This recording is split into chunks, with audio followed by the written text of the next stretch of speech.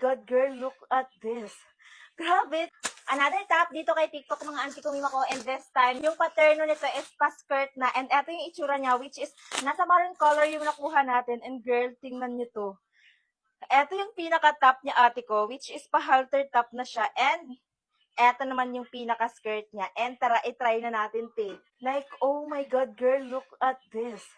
Grabe, tingnan mo kung gaano kaganda yung fitting niya sa akin, mga auntie ko, mima ko. At talagang sobrang body hugging niya, girl, ha. Sobrang ganda ng tela niya, ate ko. Kasi kahit malaki ka dito, mi, talagang kakasya pa rin siya. Kasi very stretchable at mima ko, talagang makapal yung tela niya. Kaya talagang sobrang ganda niyang suotin, which is, ayan siya, oh. Turn niya, ito mga auntie ko, mima ko, ha, which is, magkaiba yung top niya, and also, eto yung pinaka-skirt niya.